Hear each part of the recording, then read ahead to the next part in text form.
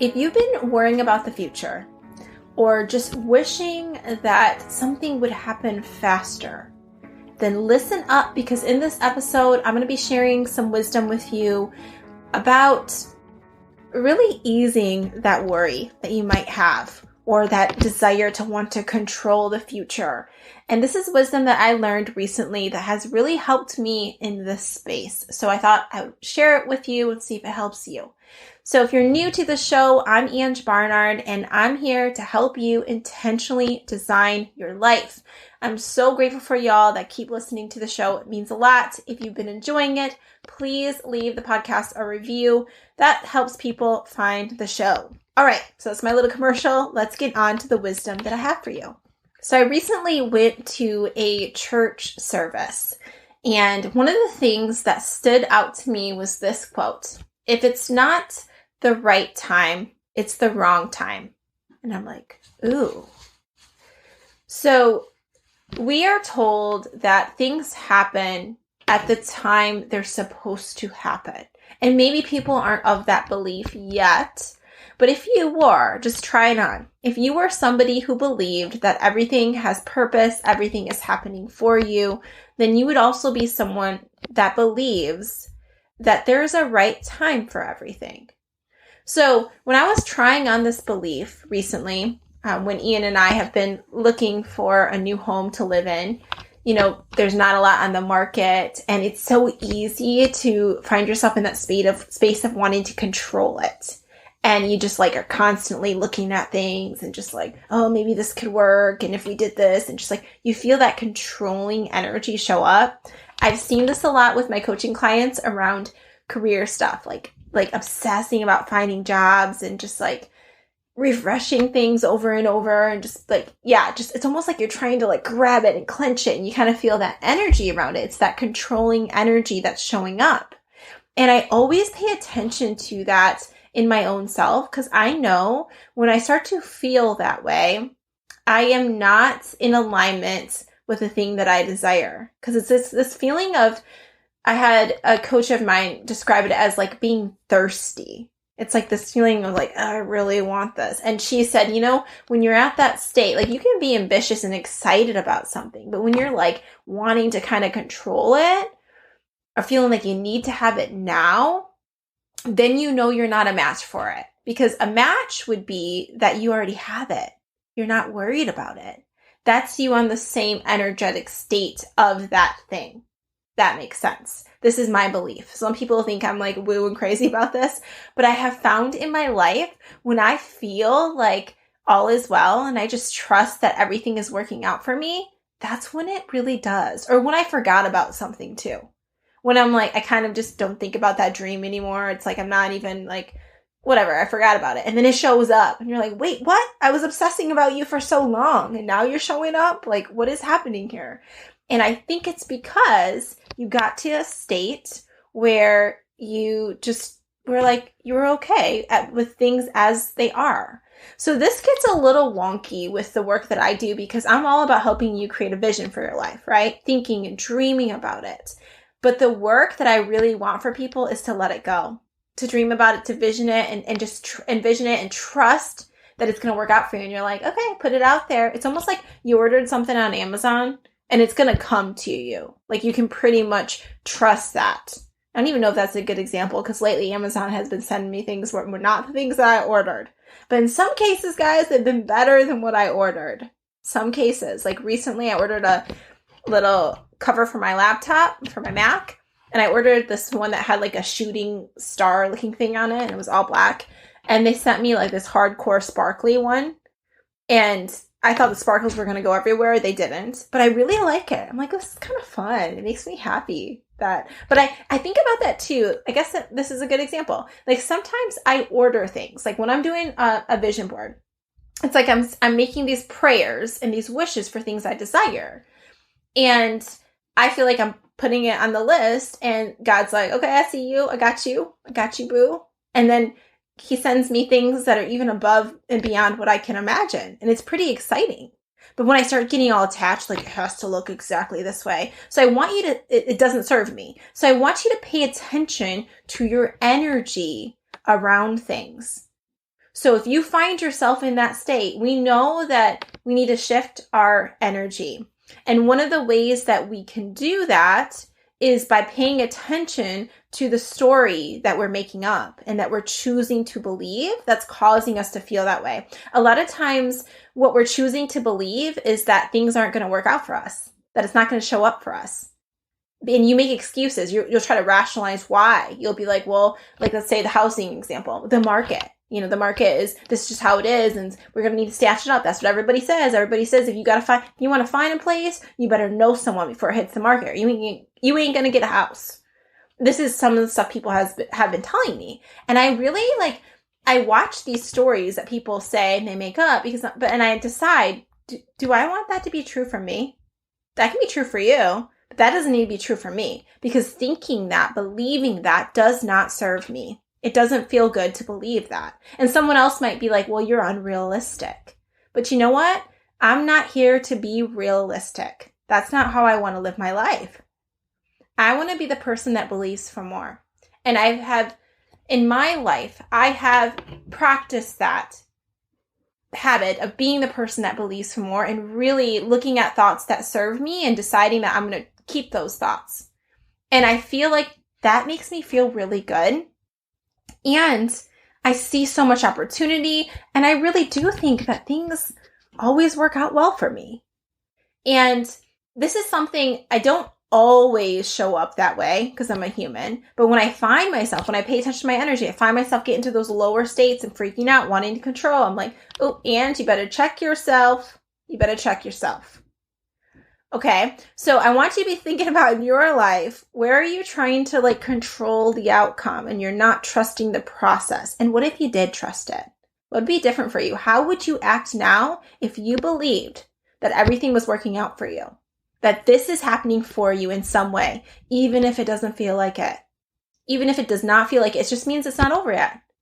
You haven't seen what's going to come of this. I can give you so many examples in my life where things sucked. I remember being on the bathroom floor crying when my ex-boyfriend cheated on me, and I was so devastated, lonely. I remember that Christmas when I was by myself and I just felt like crap. And anyways, now I'm like, thank you, God. Thank you that happened, because I love my life with my husband. And look at what's happened as a result of I've married him. I get to go on these fun adventures all the time. I didn't know that was coming. And even though that was a really hard time for me, losing jobs, what came of that? Every job I've lost, I lost one of my consulting roles or my project management roles during COVID. And I knew, I was like, of course I was sad about it, but I was like, I see you, God. I know you got a plan for me that's better than this. And I trust you through it. And the house that we just made an offer on, we didn't get it. And I was actually really relieved about it, because I kind of felt like I was just my energy around it was off. I was trying to rationalize why we should do it. And I knew it was off. And I'm excited now. I have no idea what house we're going to move in, but I'm so excited because I know that it's going to be awesome. I just know it's like a present that's coming. I know I'm getting a present. I don't know what's in that box, but I'm super excited to see because I know who's given me that box. It's changing your views around it. And we gotta notice where we are and then do the work. So sometimes people will say things, they will tell me stories that they're believing.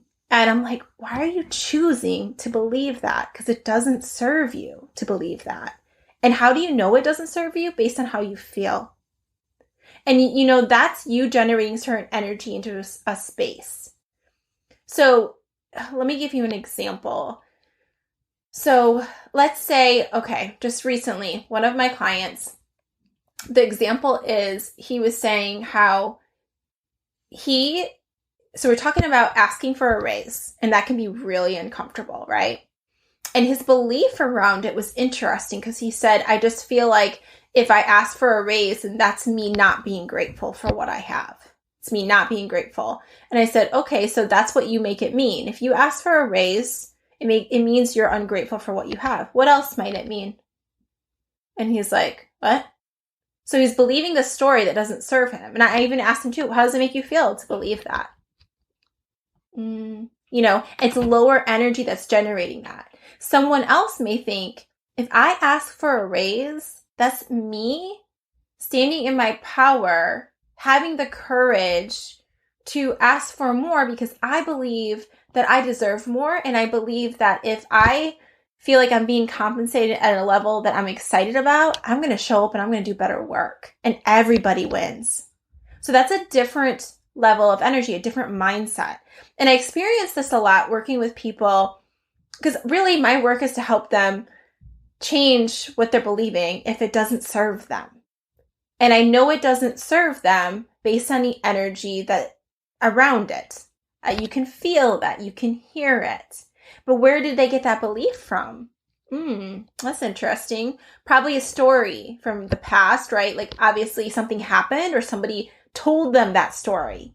Even as kids, so this particular client, there's a lot of wisdom that he's gained from his dad. And he's always talking about his dad, how his dad says this, you have to be this way. And it's so interesting to me because I'm like, oh, okay, I see where those stories came from. And I see how you chose to believe them. And I'm trying to get him to see, does this serve you to believe it? And it's almost like this belief that he's betraying his dad if he doesn't hold on to these beliefs. And then I asked a lot about, do you want to live a life, though, like how your dad has lived? I'm curious. And he will be like, well, I want to be a hard worker. That's a big part of my identity. I want to be a hard worker.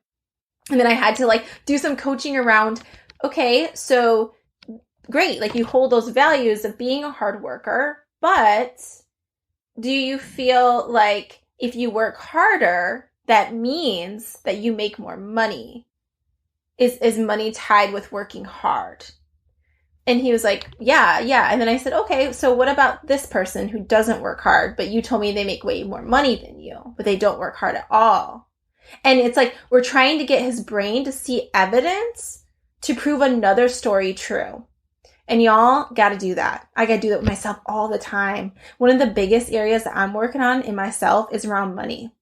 My story is around money. I got a lot of baggage around that because of just how I grew up. I grew up I didn't have a lot of money. My family didn't. So making me feel like sometimes it's it shows up, that subconscious stuff where it's oh, I don't belong here. If I'm in an environment where everybody around me has a lot of wealth, right? And it's something that I have never seen before, because I wasn't used to that. And my body is my subconscious is whoa, what is this? We don't identify as this. And you feel that, but I'm starting to identify as that person that is wealthy. And I've been seeing evidence of that in my life. And it's so cool because even salaries I used to think that were so much, I don't think they're that as much anymore. And that's an example of me shifting. And even who I'm spending time with, my thoughts around when I make a purchase, everything is shifting because I want to identify as a certain kind of person. And I'm thinking about what that person would think what their energy would be like in a certain situation. So I even think about when something isn't happening as quickly as I would want it to. And I find myself worrying about it. I think about somebody I admire and I think, what would they think in this situation?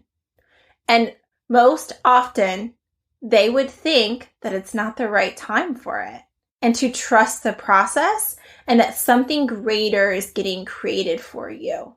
And it's just taking longer, probably because it's so much greater for you.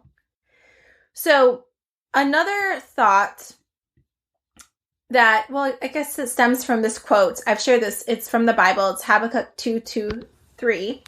And it says, write the vision, make it plain on tablets, so he may run who reads it. For still the vision awaits its appointed time. If it hastens, if it takes a while and seems slow, wait for it. It will surely come. It will not delay. So this is the thing. It will come. Trust the process. If you have a vision and you really want to create that in your life, it's going to show up in some way, maybe way better than what you thought, but it's going to check the box on how you wanted to feel about the thing and above and beyond. I 100% believe that. But don't worry about it taking a while because it's not the right time for it. And you wouldn't want it now anyways. Because if you knew what was coming, you would choose to wait for that thing. So trusting that. And another thing you think about is in your life in the past where things have worked out well for you. Like you got to collect evidence and keep your mind aware of that. I do that all the time where I think about when in my past have I also felt worried about something? And then what happened? I stayed faithful. What happened? Oh, like this amazing thing. I got to remind myself of those stories. And if you don't have those stories in your life, I recommend you search those stories in other people's lives. That's what I did when I tore my ACL and I was not going to have surgery on it. I did so much research to find people who also had a similar issue to their knee, full ACL tear, and that did not have surgery and was able to perform at a really high physical level. I was like trying to find those stories. They were actually quite hard to find, but I found one and I just like meditated on that one. I was like, okay, brain, you see evidence of that. You know it's possible. You got to show your brain evidence of what's possible for you. You got to train your brain, right?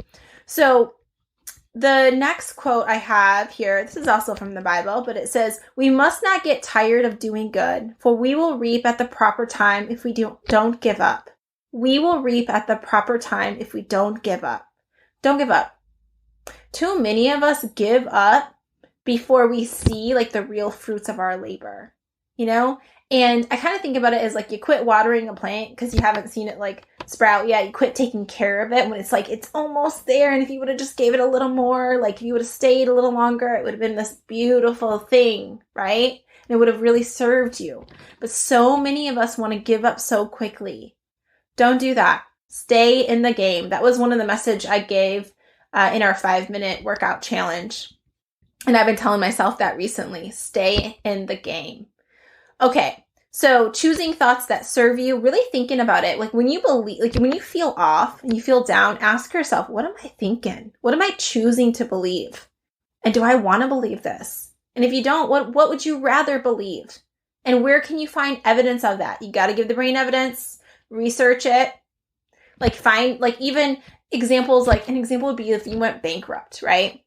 And your brain's holding on to like things will never work out for you ever again. What I would do is I would try to find stories of where other people went bankrupt and now they're like from the bottom to the top, living their best life.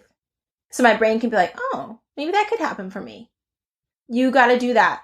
This is the work I do with my clients when they give me limiting beliefs around things like, well, I can't switch my job because I don't have any experience of that. Okay, now your homework is to find people that switched their jobs, didn't have the experience in the field, and they're killing it. They got that job. I need your brain to see that that's possible, or I'm bringing up stories for them. Okay, so the next thing that came up for me recently, I love this, and it says, you're going to need to give up your old self to become your new self.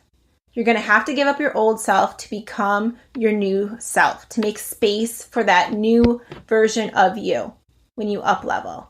And this doesn't always feel good. In fact, it's not going to feel good because your brain's going to be like, what? Like, this is so uncomfortable. And it could even be things that are really exciting to you. Like recently, we're about to sell our tiny house and make a move. And we're actually going on the Appalachian Trail tomorrow. By the time I'm recording this right now, tomorrow I'll be hiking on the Appalachian Trail for a little chunk of time. And I'm going to come back and forth throughout. And Ian will keep going do the entire thing. But I'm going to do a big portion of it too. So I'll be roughing it too. So anywho, it's been like really uncomfortable recently for both Ian and I. Like our lives are changing so much. Like he's changing his job. I'm looking at switching a lot of my own business practices and the way I'm doing things and seeking new opportunities and moving from a new place, finding a new home, up leveling in so many different ways. And it feels so uncomfortable. And it's really good things overall. I know that, but it still feels like, oh, like it can be really scary. And that is normal. That is totally normal. You're giving up your old self to become your new self.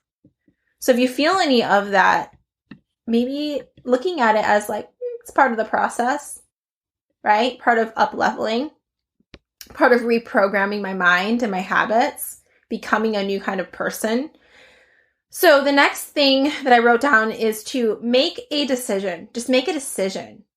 And then God, universe, source, there's one of my friends calls this Gus, but whatever you believe in, that God, I would say, is going to help you out, but you need to make a decision. And that's where energy flows from there. But a lot of us stay into the space where we don't make a decision. We stay in this like confusion state. I'm like, I don't know what I should do. It's like, because you're like, would this be better? Would this be better? I'm not really sure what to do. That is low energy right there. That's you acting like a lack. Like you're going to lose. You know, if you pick one thing, you might lose out on something else. That's low energy right there. And I find myself in that place a lot, that confusion state, driven by fear. And the reason why I don't make a decision, I don't want to commit fully to something because I'm afraid I'm going to lose something, or I'm not going to show up, I'm not enough to do it, I don't have enough, not good enough.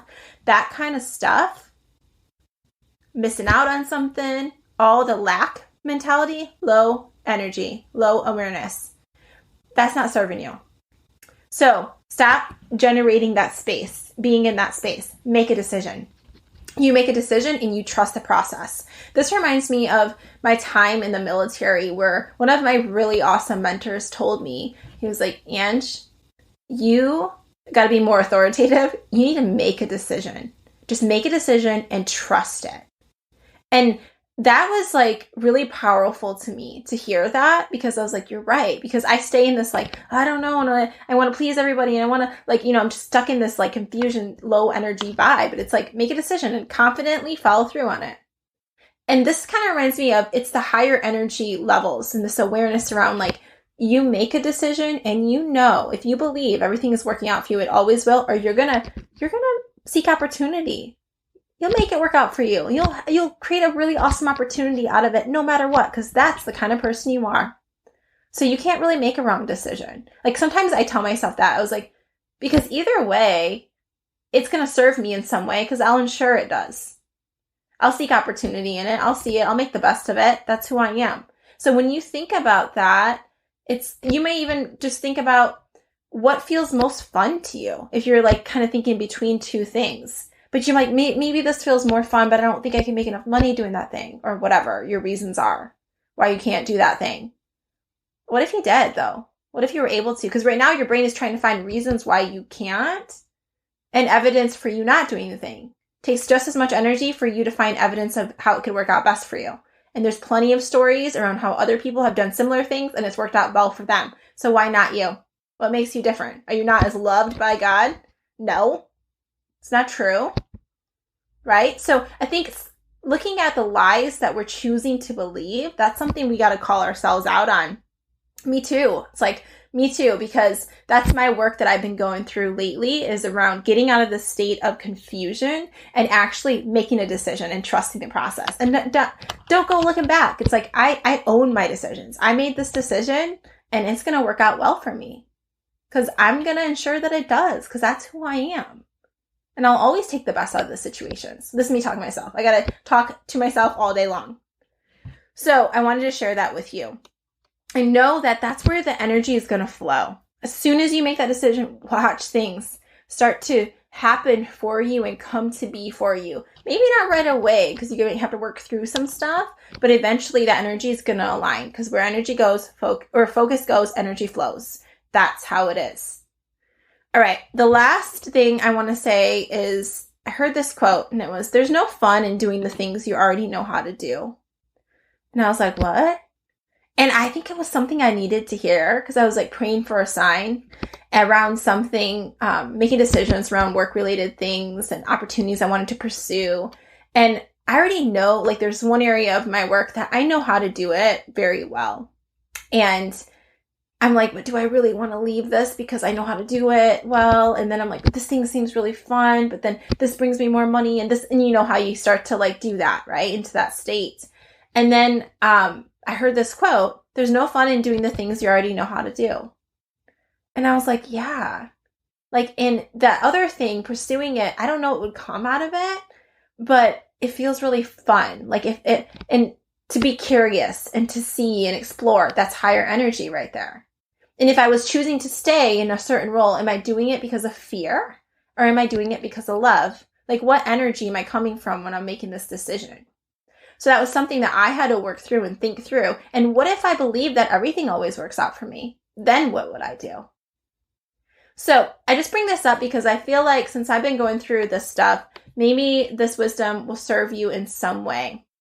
I hope it did. If it did, holla, and please leave us a review if you haven't. And I would love for you to join our book club starting April 7th. I got the details in the show notes. I've been talking about it. I'm going to keep talking about it because I think it's going to be really fun. And it's a very affordable thing. I feel like 7 weeks, come on now, that we get to hang out and like work on rewiring our brains.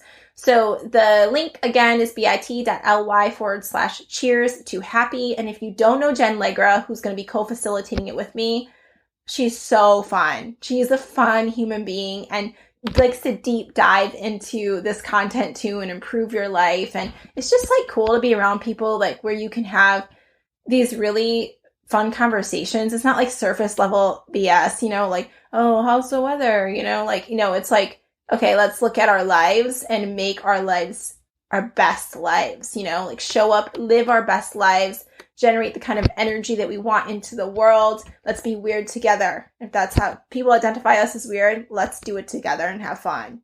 Because I've been realizing too, who cares like really what people think? When you think about it, we're all going to die. Straight up. We are all going to die.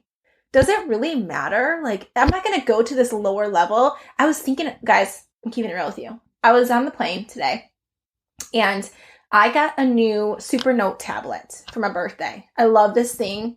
It's one of those tablets, you may have heard of Remarkable, where you may have seen ads on it, where you like write on the tablet and it feels like paper, like the way you're writing. And I love writing, like the hand and, you know, hand and pen or pen in hand on paper kind of thing.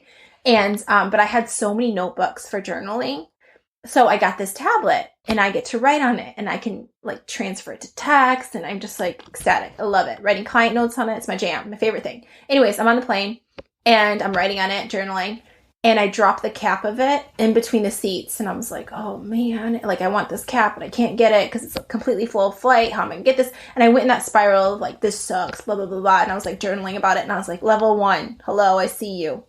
And then, I was like, well, guess I'll just have to get a new one. Have to. That's language of level 1. And I was like, oh, man, I see you. And then I was like, what if I was at a 5? Like, I'd be like, I'm curious to know if I can find this thing. That'd be 5, right? And that would be a state. I don't care what people think about me at that state. Because 1 and 2 is high when you're like, what are people going to think of me? You know, you're living your life like that. And then I was like, okay, so I got up and I like went on my hands and knees on this full flight on the ground. And I'm like looking around my flashlight for my thing and I found it and I was so excited. And I was like, I'm so glad that I did that I showed up from that energetic place because I found my cap and I was excited versus being like, no, I got to find one that's, you know, buy a new one and blah, blah, blah, like playing that negative story. But these little things, like you might be like, okay, this is a cap of your pen, like this is dumb, a small thing. But it's not just a small thing because these small things become big things. That would affect my energy for the rest of the day. And anyone else I would have interacted with would have felt my energy. You know what I'm saying? This is important stuff. So if you want to know how you're showing up in the world, what kind of energy is being triggered by certain things and, you know, how to shift and all that stuff because it matters in everything you do. Relationships is a big area that people want to improve too. Well, that has a lot to do with your energy. So anyways, email me if you want to do the ELI assessment. That is $197 for the debrief and you dive deep into it. My email is ange@angebarnard.com. And yeah, I hope that you guys aren't like, oh, Angel's selling us all this stuff, blah, blah, blah. That's me a lower energy speaking right now. But I'm sharing this stuff because I really believe that it will help you and it will serve you. And I want you to live your best life. Like, I don't make any money from doing this podcast. And I spend a lot of time on it because I truly am passionate about helping you live your best life, right? Intentionally design your life. And I hope that you can feel that. But I know there will always be people low vibing, hating. You know how it is. Hate is going to hate. All right. I love you and I hope you have an awesome day. I'll talk to you soon. Bye.